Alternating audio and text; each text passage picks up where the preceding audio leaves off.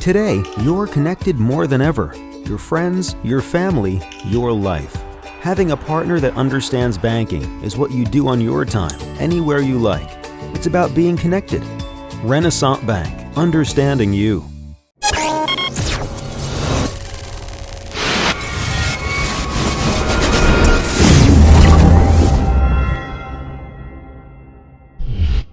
Sponsored by Renaissance Bank.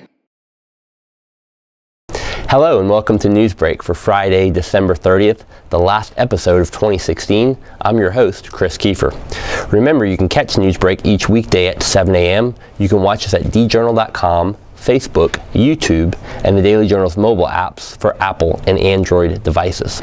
Let's start with the weather underground forecast. Today we're looking at clear skies with a high of 53 and a low of 34 and a 0% chance of rain. Looking ahead to the holiday weekend for Saturday, your New Year's Eve forecast calls for rain, a high of 50 and a low of 48 with a 90% chance of rain. And for New Year's Day, we're looking at overcast skies with a high of 61 and a low of 59 and a 20% chance of rain. And on Monday, thunderstorms are likely. We've got a high of 70 and a low of 56 and a 90% chance of rain. Let's take a look now at the top stories for the day. Mississippi lawmakers will be back in session next week, and there's one issue everyone seems to agree on.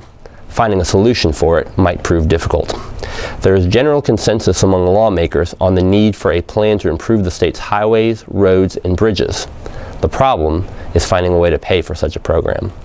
The need to improve infrastructure was a key issue during the 2016 session and is expected to be so again this year.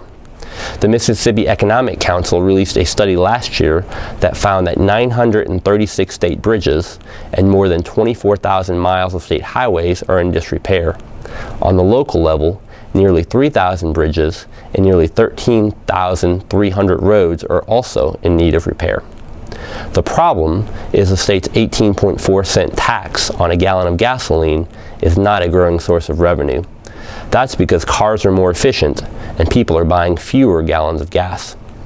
Lawmakers will look for new sources of revenue, but Lieutenant Governor Tate Reeves said it is difficult to get the 3/5 majority needed for a tax increase. Some Democrats have said the state should repeal the massive tax cut it passed last year and use that money to fund a road repair program. Others say some funds could be found by making the Department of Transportation more efficient. Ice skating wasn't the only draw at the Bancorp South Arena on Thursday. Dozens of people gave their time and their blood to replenish the shelves at the United Blood Services during the second annual Battle of the Badges. The blood drive continues today from 10 a.m. until 3 p.m. on the west side of the Coliseum. As part of the friendly competition, donors get to vote for the first responders of their choice. Options include Lee County Fire Departments, the Lee County Sheriff's Office, Tupelo Fire Department, and the Tupelo Police Department. UBS donor recruitment representative Rhonda Weaver said donating a unit of whole blood takes about 45 minutes from registration to recovery. Donors can save about 10 minutes by going online to pre-register. Weaver said supplies are low this time of year and all donations will stay in North Mississippi. A Tupelo man accused of robbing a Verona bank will remain in federal custody as he waits on a grand jury. Larry Donnell Spencer was in U.S. District Court in Aberdeen on Thursday for a preliminary and detention hearing. Federal Magistrate Judge Roy Percy ordered Spencer to be held without bond until a federal grand jury hears the evidence against him. Spencer is accused of entering the Renaissance Bank at 5033 Raymond Avenue at around 11:45 a.m. on December 1st and leaving with more than $2,000 in cash. A bank employee returning from lunch at 11:30 that day noticed a black male wearing a reddish wig, large glasses, and a pink lipstick in the bank's north parking lot. 2 weeks later, an anonymous caller told Crime Stoppers of North Mississippi the suspect received dialysis in Tupelo, and they saw the suspect remove a wig, glasses, and lipstick at the medical facility.